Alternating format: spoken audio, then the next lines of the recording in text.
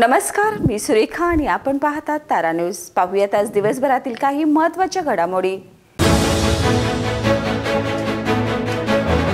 कोल्हापूरचा शाही दसरा उत्सव यंदा 22 सप्टेंबर ते 2 ऑक्टोबर दरम्यान भव्य उत्साहात साजरा होणार आहे।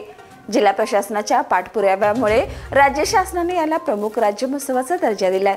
या काळात मर्दानी खेळ, शस्त्र प्रदर्शन स्पर्धा, पारंपरिक वेशभूषा दिवस आणि महाराणी ताराराणीच्या जयंतीनिमित्त महानाट्य अशा विविध कार्यक्रमाची मेजवानी कोल्हापूरकरांना मिळणार आहे।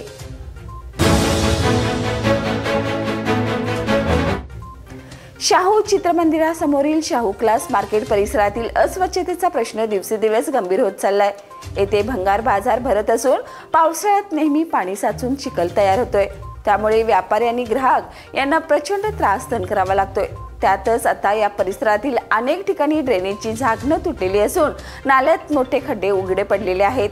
पावसाचं पाणी व चिखल या उघड्या ड्रेनेजमध्ये साचल्याने अपघाताचा धोका निर्माण झालाय। 22 सप्टेंबर पासून सुरू होणाऱ्या नवरात्रीसाठी श्री अंबाबाई मंदिरातील तयारी पूर्ण झाली आहे। देशभरातून लाखो भाविक दर्शनासाठी येणार आहेत। दर्शन रांगा, पार्किंग आणि अतिक्रमण नियंत्रणाचं काम पूर्ण झाले। गर्दी नियंत्रित करण्यासाठी AI तंत्रज्ञान वापरलं जाणार आहे। पोलीस प्रशासनाचं नियोजन पूर्ण झालं असून भाविकांच्या स्वागतासाठी कोल्हापूर सज्ज झाले। राज्य शासनाच्या मिशन सुधार मोहिमेत संशयास्पद नावाची पडताळणी सुरू असून जिल्ह्यातील सुमारे 1,20,000 नावे रेशन कार्डवरून कमी केली जाणार आहेत।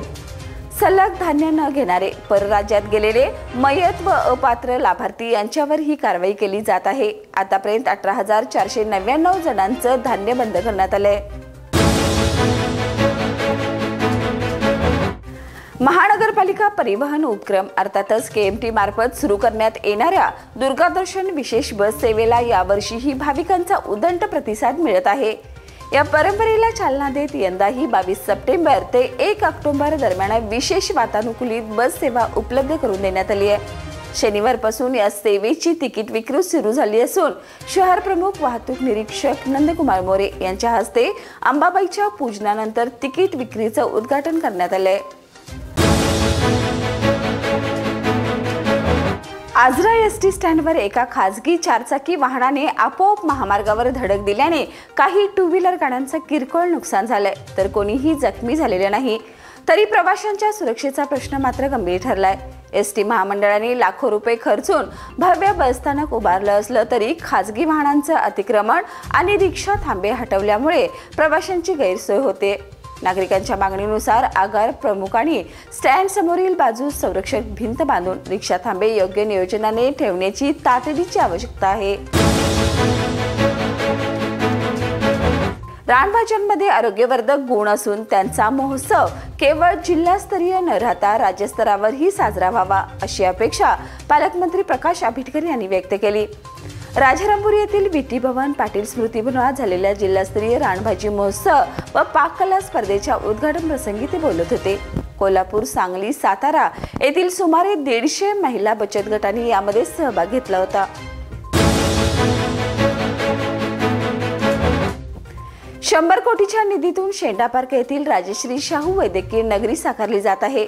महिलांसाठी स्वतंत्र 100 बेडचे हॉस्पिटल, 250 बेडचा कॅन्सर विभाग, 250 बेडचे सुपर स्पेशालिटी हॉस्पिटल आणि 600 बेडचं सामान्य रुग्णालय उभारलं जात असून रुग्णांना सर्व सुविधा एकाच ठिकाणी उपलब्ध होणार आहेत। 2015 मधील कब्जेपट्टी व नकाशानुसार रस्ता 35 मीटर रुंदीसाठी भूसंपादन झालं असल्याचं बांधकाम विभागाने स्पष्ट केलंय।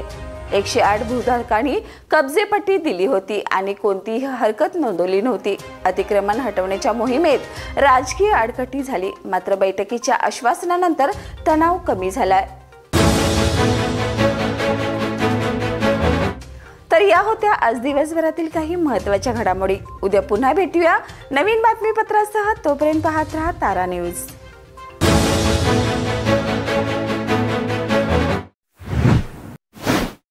बाळ, फ्रीजमधून श्रीखंड काढ ना। आम्ही पूर्वी घरीच बनवायचो श्रीखंड, त्याची चवच वेगळी होती। आता काय सगळं रेडीमेड। आजी, हे श्रीखंड खाऊन बघ। तुझ्या आईनं घरीच बनवलं की काय? हे आहे गोकुळचं श्रीखंड. अगदी जिभेवर रेंगाळणार. जिभेवरच नाही तर मनावरही रेंगाळणार. गोकुळ श्रीखंड, मनावर रेंगाळणार.